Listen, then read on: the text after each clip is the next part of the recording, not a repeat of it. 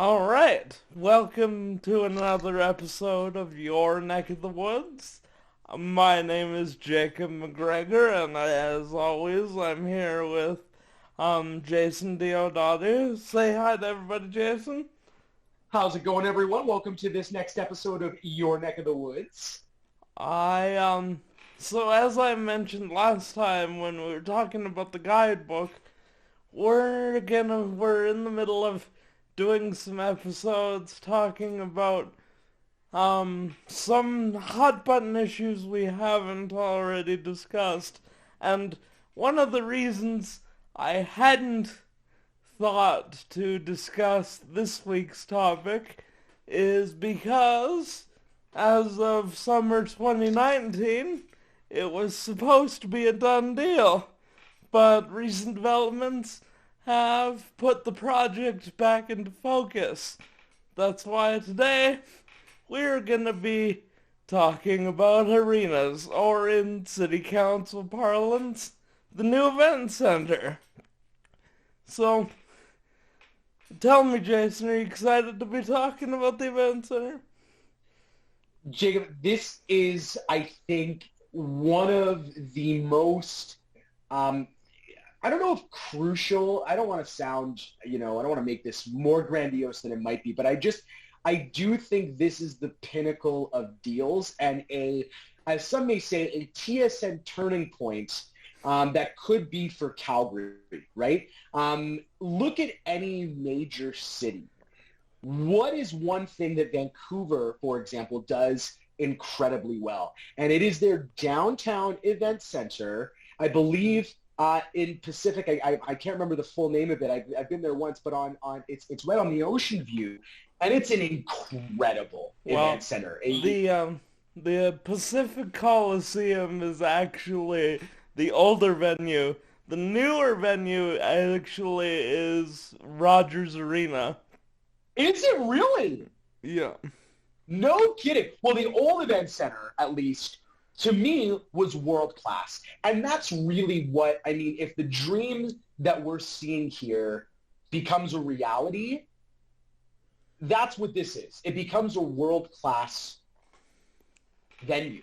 But it needs to be done, I think, in a certain way with certain caveats. And I think that examining this deal and talking about it to answer your original question, Jacob, not to get away from what we're talking about here, but to get back to your original question, I'm very excited. I think this is a huge talking point in Calgary, and I think it's a contentious talking point in Calgary, and I think it's something that would be a big battle for you should you be elected to be, the next, city council member for Ward 1. Well, and if the current deal, if there's a compromise made to the current pause deal, there's gonna be less for somebody like me to do, but if it has to be renegotiated and taken to council again, then you may see me more involved in it. But, and that's a good starting point for a little bit of overview, so, the current deal being looked at by the city is for a $550 million arena split three ways.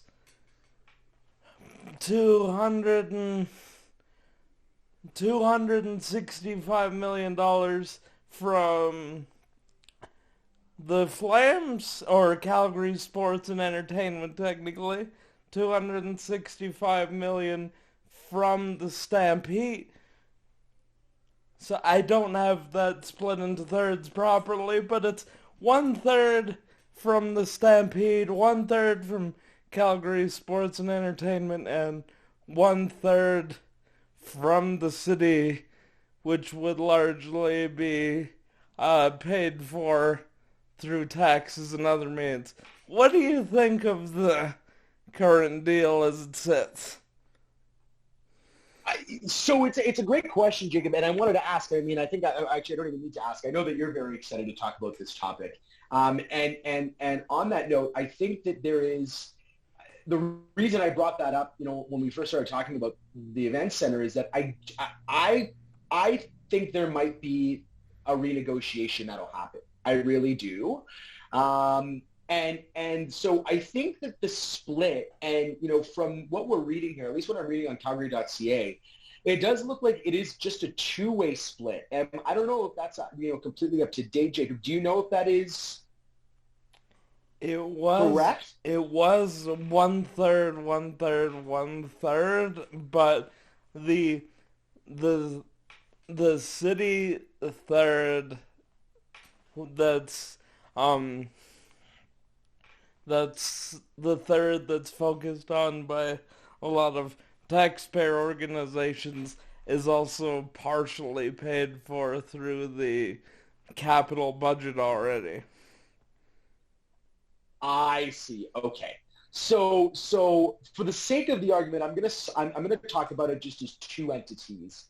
We can talk about the third and how that splits off with the city, but 275 and 275, both sides is what it looks like. If we can talk about it in that way, is that fair, Jacob?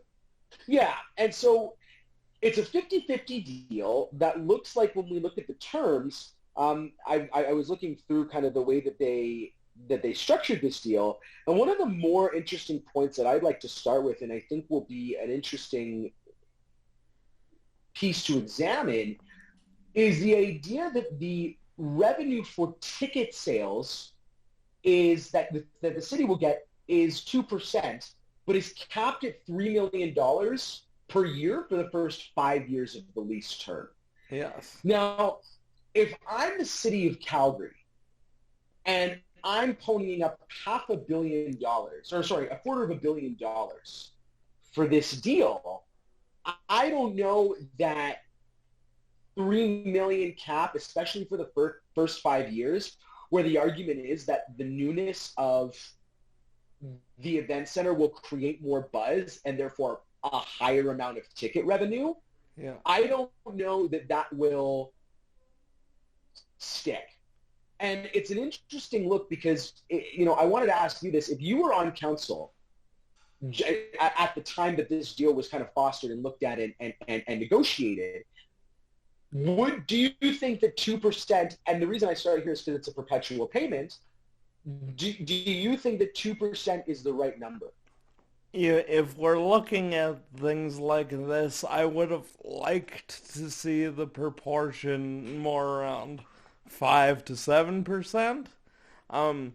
I will say right now the deal that is being made right now, that's on the table, is a great deal for Calgary sports and entertainment, especially compared to the current agreement with the Saddle Dome. Agreed. Do I think the city probably should get a little more? Yes, but that's tricky after 4 years about 3 or 4 years of negotiation from the original Calgary Next proposal that the Flames made to the point we're at now. Right. And that, I think, has really been the contention, hasn't it? Yeah. But of this deal is in not only in comparison, but the thought process that some, I think, Calgarians have had, and I think we've heard through council as well, is that this is a private entity with private, on city land. Why are we floating the bill on this? Why is this not being paid for totally by the Calgary Sports and Entertainment Group? And I think the counter argument, always, not to cut you off, Jacob, the counter argument is, as we've heard, is, well, the event center, or at least in this case the Saddle Dome, the Calgary Flames, attract business and bring in a certain demographic of people who potentially want to live in a market where there's an NHL team. And so there is merit and value there where I think you could speak to a lot of businesses on 17th Avenue. They love when the Flames make the playoffs, and Oh, certainly. and they certainly love it when there's a season and there's a team here. You know, not to say that the WHL wouldn't bring in try to striking crowd. They're a great group of guys. But again, I think that there's something to be said about the invigoration and the economic stimulus that comes from having an NHL team. So I think there's two sides, and it's interesting. And, you know, I want to hear more about your perspective. Oh, exactly, and I would agree the same thing kind of applies to the Roughnecks and Stampeders. People love these teams, but the Flames are the economic driver. As far as, another argument of why there's a public part to the bill here is the fact that, well, it is a business, and they want to maximize profits as much as they can, and we can vilify them for that if we want to, but the fact is, that if we're not gonna foot the bill, at least partially, there will be other cities that will be willing to. Well, and you know, it's again, we've seen in Edmonton, right? I mean, the success of their new arena. I mean, oh my gosh, because there's a casino in there, there's restaurants, I mean, it is a driver. And especially if you look at the city of Edmonton, where that area is quite stratified, right? Yes. There is such a shift in energy when you move away from that arena. I know because one of my previous partners used to live in that area in Edmonton, and I used to visit her. And it was fascinating to cross a major road and to then be in what looked to be one of the most high-class areas of Edmonton. Oh, absolutely. They've done the arena districts. We should, and in theory, with this project, we are copying that model where this would be the center of a larger entertainment district downtown, and part of the downtown strategy we talked about last week, because it really does make a difference instantly. Absolutely, and I think the same would apply to Calgary, where I don't know if the stratification is quite as vast as it is in Edmonton near I believe it's Rogers Arena. Rogers Place. Rogers Place. Thank you, Rogers Place. Those guys have their hands in a lot of cookie jars. No, I'm just they do, though. Yes.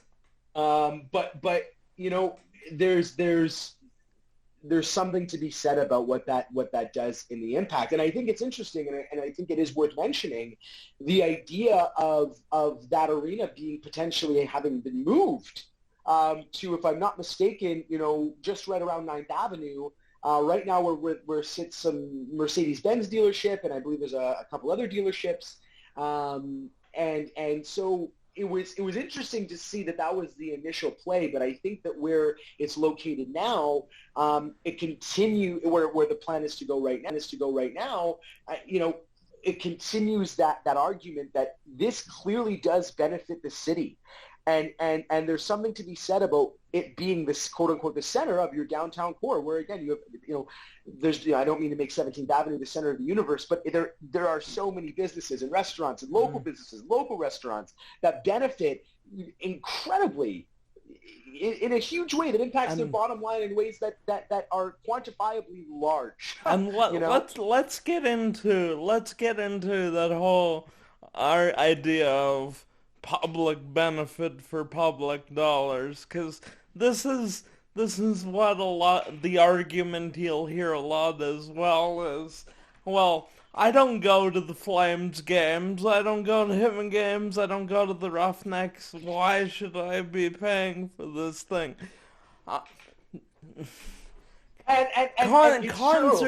Concerts are skipping the city because the Saddle Dome isn't adequate anymore.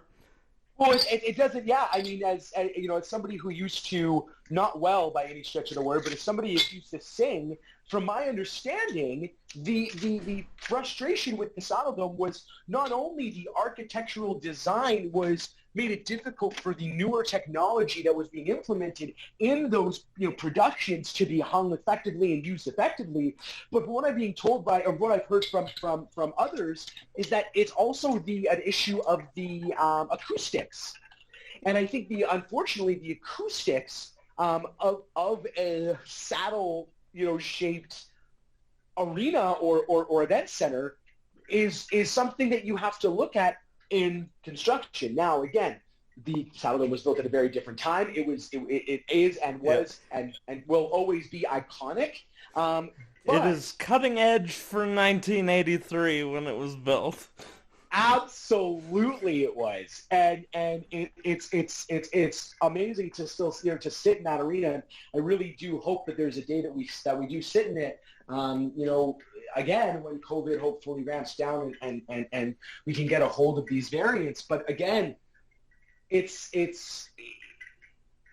is something to be said about the public dollars that deserve to be put into this. Well, at least that's my belief, because due to the benefit that we can intrinsically see. Again, like you mentioned earlier, if you can't beat them being the incredible, very, very, very formidable conglomerates, then join them. Yeah. And if that means that the city can benefit from these conglomerates and their pursuit of profit and providing entertainment and being a world-class events group or sports group, an entertainment group, then let's do it. How does that hurt the city? And in my opinion, it doesn't. But here's the other thing. The other reason I get tired of the whole there's no benefit to this for me. Well... Oh, and sorry about that, Jacob. And sorry, I'm so sorry to cut you off. That was your original question, and I got a little away from it, so I apologize. I'm just going to re-answer that quickly, and then we can move forward. Is that okay? Yeah. And so that is actually one thing that I wanted to see implemented in this deal, which I know would most likely make it a deal breaker, and why they're in city council and part of the negotiations group for Calgary Sports and Entertainment, and I'm not. But something that I would have liked to see is whether it's a subsidy or whether it's a cap on ticket price, because that truly, let's be real, there are people. I'm sure there's a certain percentage, and I don't mean to be, biased. I want to say it's a small percentage because, hey, let's be honest, we're all Canadian. Hockey, whether you agree or not, in my opinion, it is part of, in some certain degree, of our, of our identity. But I would have liked to see some sort of subsidy or some sort of cap on potentially ticket price, because I do believe that while that small percentage does not like hockey potentially, it would never go to a Flames game or a hockey game or a professional sport, hockey game. There is a larger percentage of people who don't go to games because the enjoyable ticket price is quite expensive. Now, let's be honest, we're looking at the likes of, Monahan and Goudreau and Giordano and I mean the list goes on. Like, I get it. We're not to make this a sports podcast here, but we're looking at amazing talent of gentlemen and humans who have worked incredibly hard at their craft, and I can appreciate that. But access is super important. I mean, there is such a large gap between those who can afford a season's ticket and those who can even afford a single ticket beyond the $60, I can't remember what they call the section right now.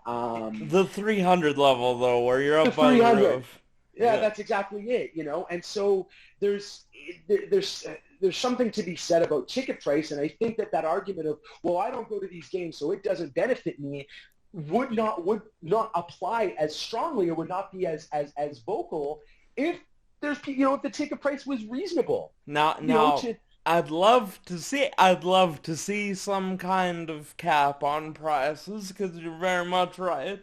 Even those who regularly do go to games can usually only make a couple because the prices are pretty high. It's a little different for myself because the price scheme is a little fairer in the accessible seating. I can usually go to a game with another person for $120. Right. Um, Right. and my season tickets that I got last year, full disclosure, I am a Flame season ticket holder, as Yeah. I've mentioned before, um, are about $3,000 all in, which is a lot more affordable than for a lot of the regular seats. However, I do realize that a lot of the pricing scheme isn't very affordable to the average Calgarian. So I'd have loved to see some kind of cap, but it's just Right. not realistic in a market-driven business.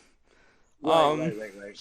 but And that's and but that's that and that's where I understand that there's Okay, thank you very much. I don't know if and that's exactly it. There's something to be said about and again, Jacob, that's it. I'm glad you mentioned that you're a season ticket holder and the differences between a season ticket holder for you versus the regular price. But the idea and that's the argument is that once the city becomes involved, and I think this was the Calgary Sports and Entertainment Group's concern was once there's the city becomes involved, does it hinder business? Does it hinder growth? Is there and I'd like your thoughts. Do you see that as a potential? And do you think that this deal that we see on the table right now does a great job or a good job of mitigating that? um, the team and the Calgary Sports and Entertainment will see tremendous growth under this deal, especially, but outside of hockey season, and that is important because this arena does operate, or event center. I'm gonna make that mistake so many times. Yeah. Um, the event center does operate 365 days a year, and technically, it is a city-operated building. So, and the city itself will see more revenue generation from the event center than the current building. Um, However, getting back to a point I was making before, Right. I Sorry about don't that, I Jacob. don't like hearing the "this doesn't benefit me" argument because if we went and buy a model where city services are only funded by the people that use them, that there wouldn't be any city services. Well, and isn't that the truth, right? There's it's the same. Would someone make how ignorant of an argument would that be if someone were to say, well, why should we have public funding for ramps and elevators? Or at least ramps. I don't use them.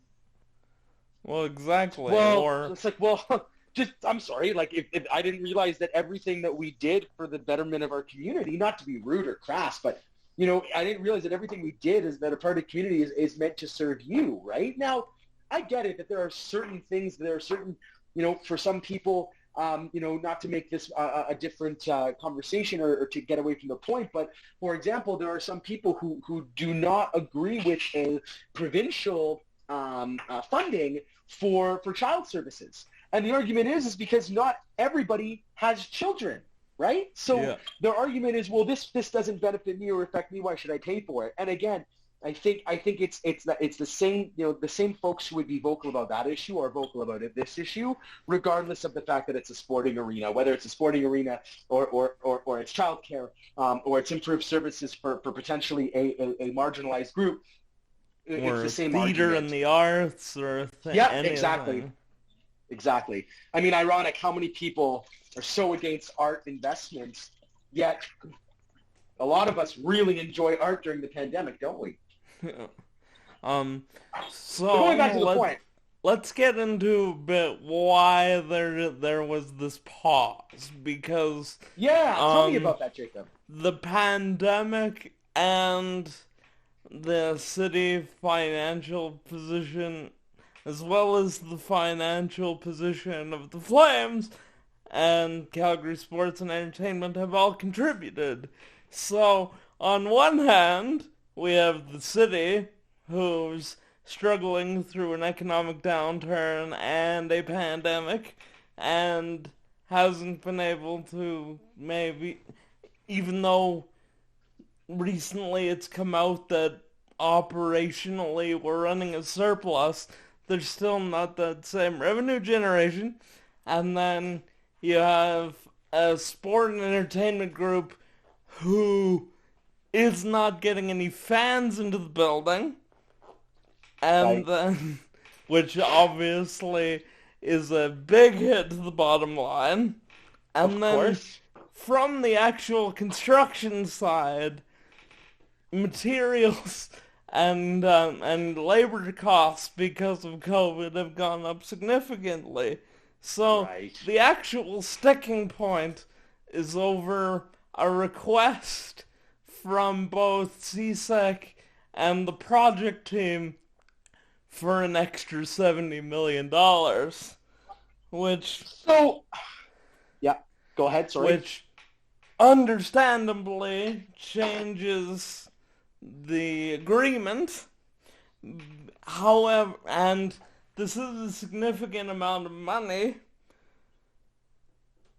but and the agreement was specifically for a $550 million arena, but nobody really could have foreseen these sorts of things being the costing issues. Well, and it's a good point for sure. I think that you're not wrong. Who would have thought in 2020 that there would have been a life-altering pandemic? It's just like I said, even just saying it blows my mind, man. Like, it just blows my mind. I would have never ever predicted this for 2020. You know, when you're 10 years old, you're like, man, what's the world going to be like in like 20 years? Yeah. And flying cars and anyway, so we're getting there. We're not that close, but we're getting there. So again, I think that there is something to be said about the idea that there was, no recent precedent for there to be, a pandemic and for this kind of thing to happen. But would you argue, as somebody who, again, it would like to be a member of city council, would you argue that it's interesting that there was no, if you want to call it fine print, if there was no due diligence done or spoken about or agreed upon for overages? Because let's be real, we all know how these projects go, and they never stay on budget, right? It's technically it's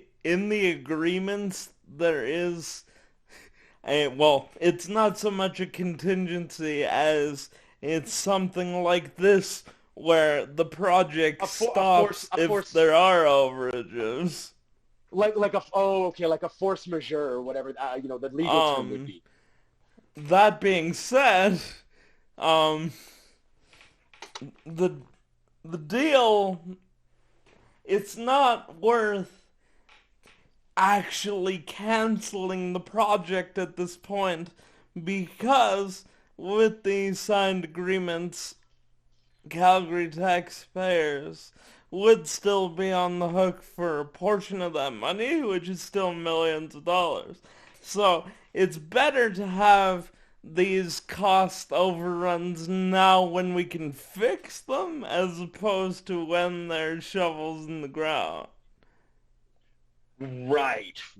Okay. So that's where I was, that was one thing that I was wondering if there was some sort of agreement, because like I said, there are very, very, very few projects. Do you know off the top of your head, Jacob, if Rogers Place was on budget? Oh, it went fantastically over budget, and it caused a similar stir to this.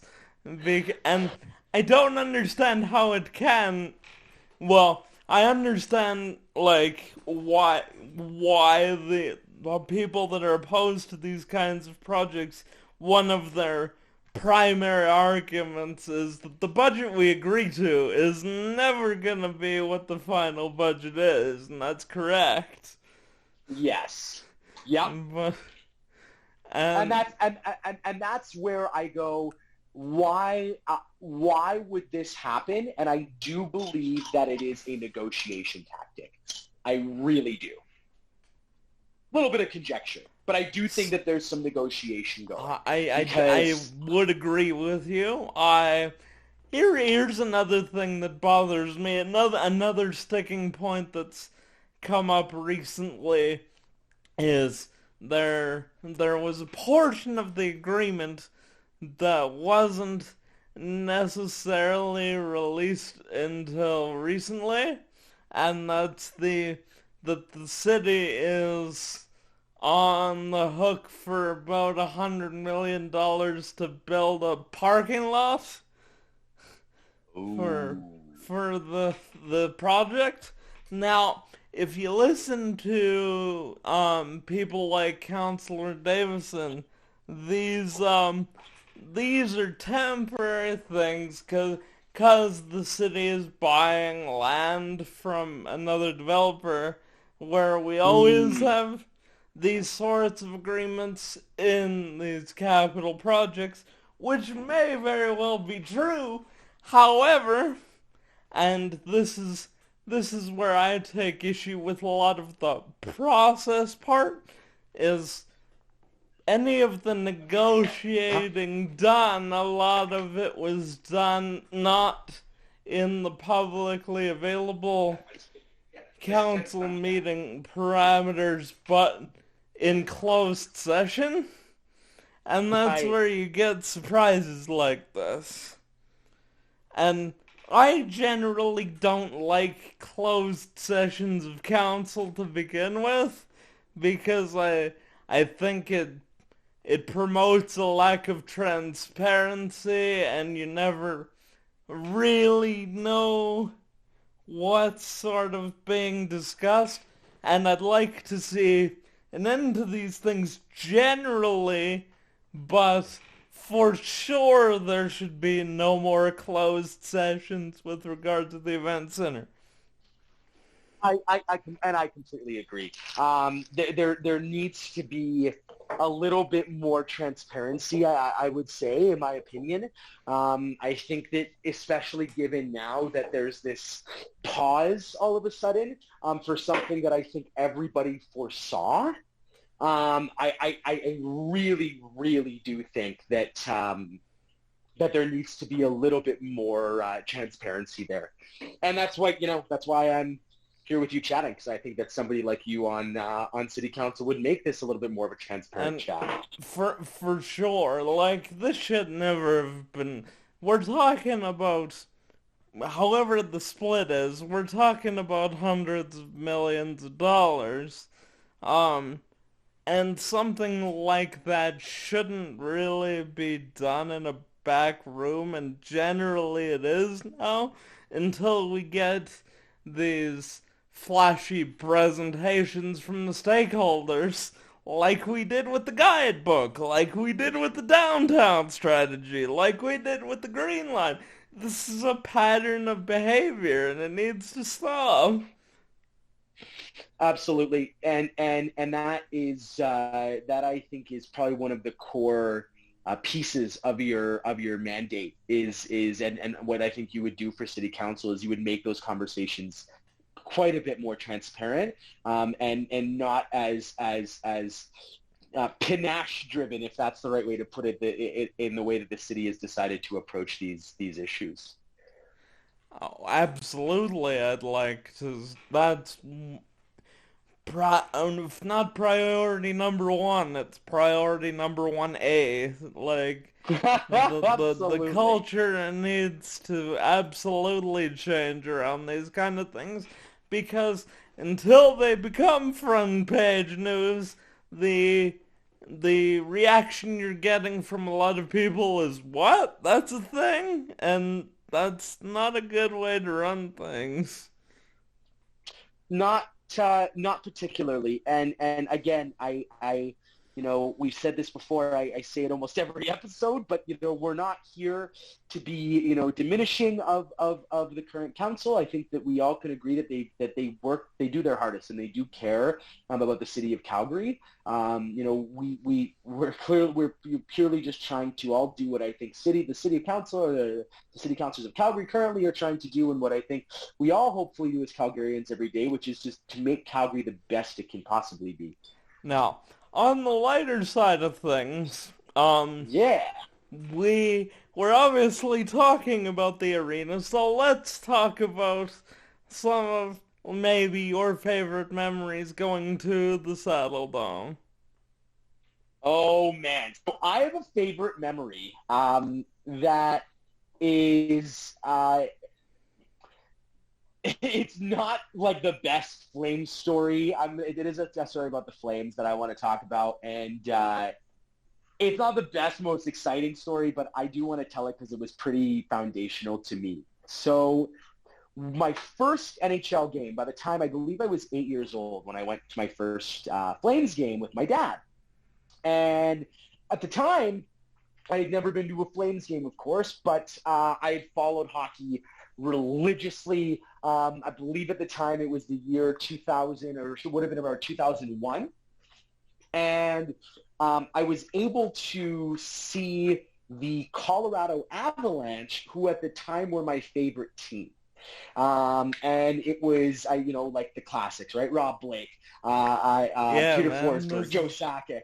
we're the same generation of fans, so yeah. Yeah, man, exactly. And so, just the classic beauties. And so, went to go see this game with my dad, and he said, "Okay, well, now that we're here, do you want to get maybe like a Flames shirt or like a hat or something? Like, let's get you like a memory, like a souvenir." And I said, "Flames?" I said, "Dad, my favorite team is the Colorado Avalanche."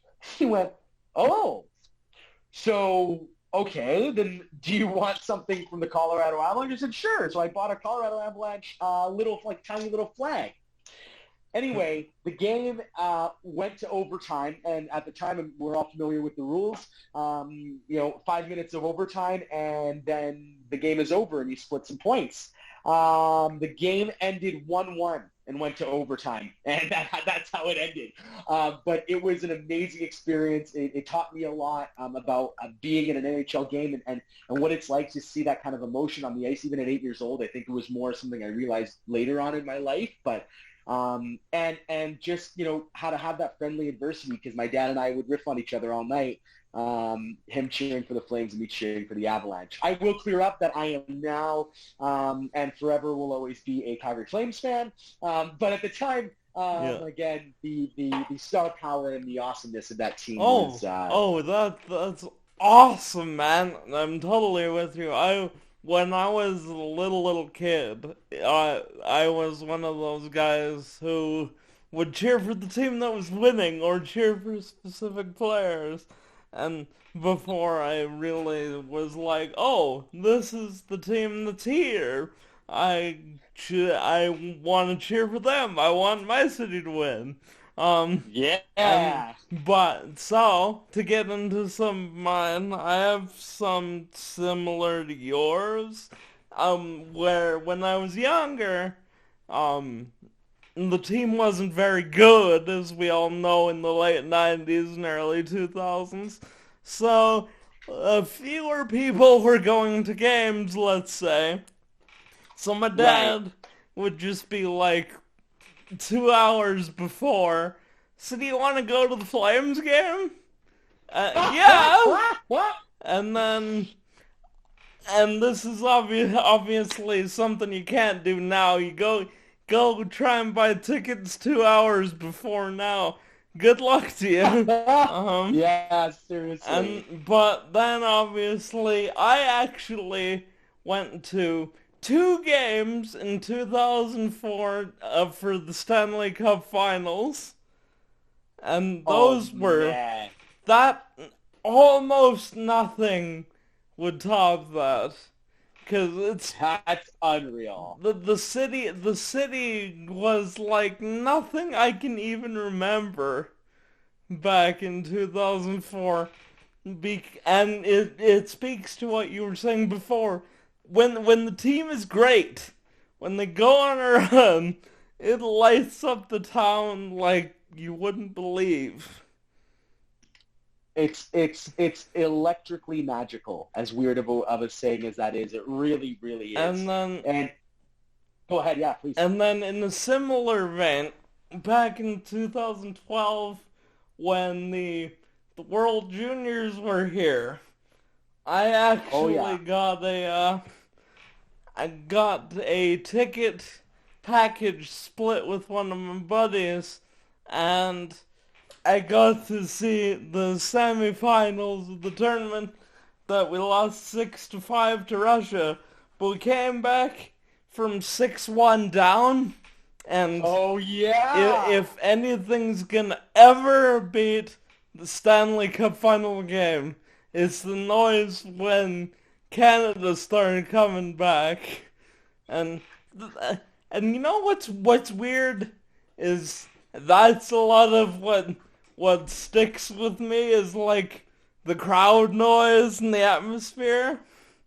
Yeah. And it is, man. It is an unbelievably, it's infectious. There's really no other way to put it. It's infectious. And when a city catches on fire like that, it's indescribable. You have, like, not to sound like pretentious, but you have to be there. You really have to be there. You have Absolutely. to really experience it. And then on a non-sports note, and this will like, because people are gonna listen to me, and they probably already have a little, and been like, of course this guy likes the event center. He goes to sports all the time.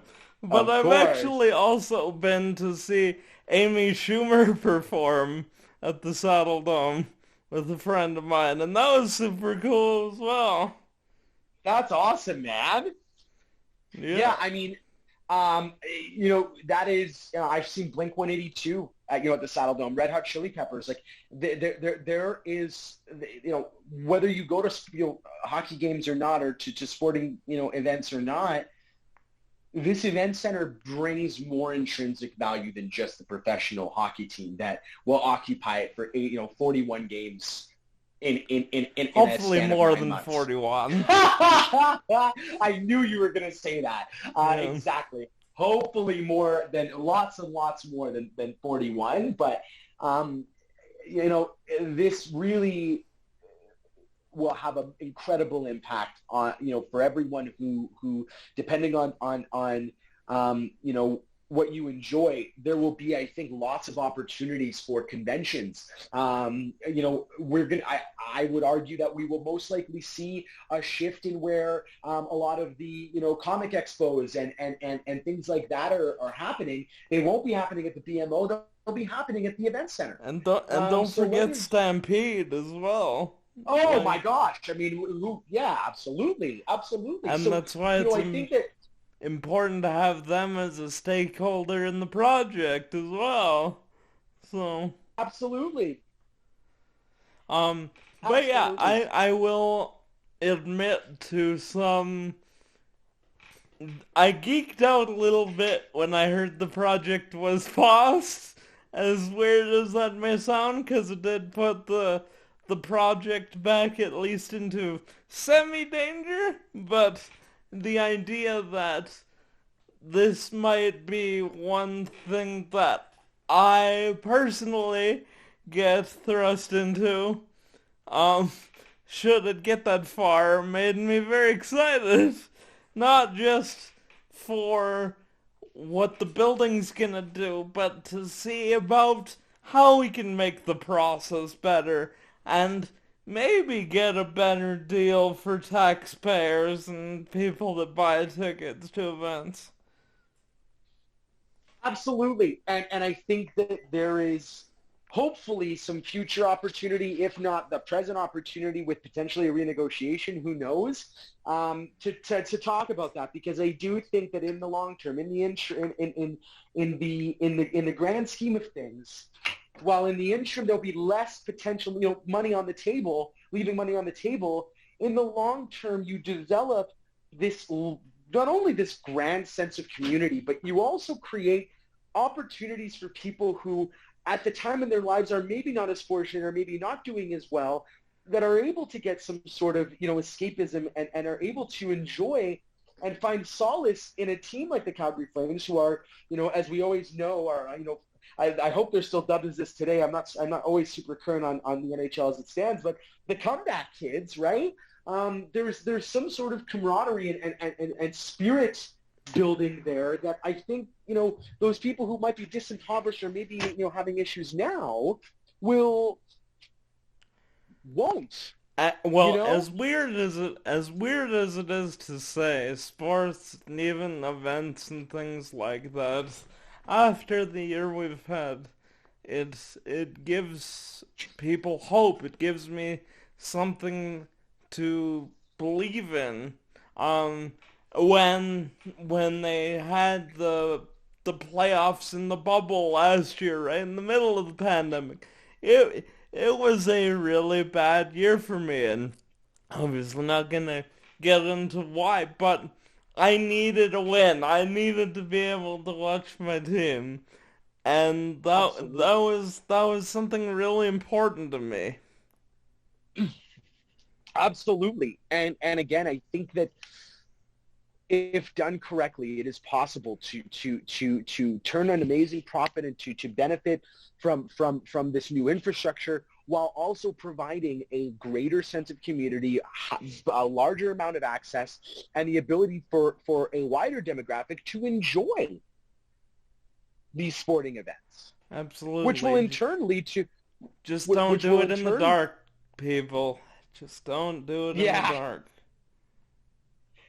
Talk to, we need to be transparent about this, and that's exactly why, I do support you, Jacob, and I do hope and will do everything I can to help you make it into that council spot, because as transparency goes, you can't be picky and choosy. It has to be transparency throughout.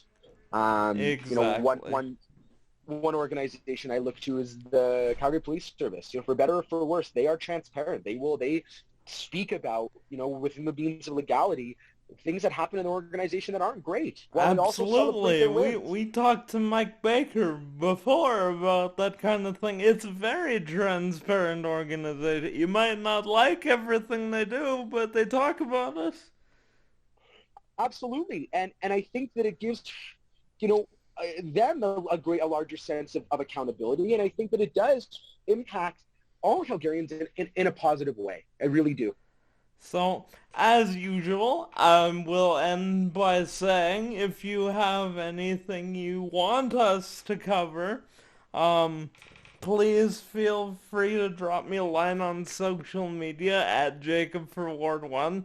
I will be making my way around to your doors more and more, and leaving materials if you want more information. But as far as the podcast, hit us up on social media. I'm glad to talk about anything you guys want to talk about, from snow removal to the blue ring to the events. Anything you guys want to talk about, I'm here. And Jason Absolutely. will be part of that conversation. And also, I want to remind everybody, get your vaccine. I've had my first dose. Let's work hard to get back to normal. The faster we all get our shots, the faster things get back to the way they were. Absolutely. And I just want to know, Jacob, that compared to last week, man, you sound phenomenal. And it's clear that you haven't really had, beyond the initial, onset of mild symptoms, you haven't really had any adverse effects from this vaccine, have you? Absolutely. These are safe. They're effective. They're gonna keep you. If you get AstraZeneca, it's gonna keep you from having severe outcomes. The other shots will keep you from getting COVID generally. Let's get everybody immunized. And let's get back to normal. Exactly. So with that, I will say we're going to be talking about the Green Line next week, and then we'll be looking at having more guests on from the election. And that's what's going on in your neck of the woods. Do you want to add anything, Jason? Thanks so much for listening, and as always, to finish this off quickly, we all have, opinions, and we are not, we don't want this to be a one-sided conversation. Please, we welcome, questions and contrarian beliefs, because truly that's how we all grow. And at the end of the day, we all want the same thing. We all want the best possible Calgary. Exactly. See you next week, everybody.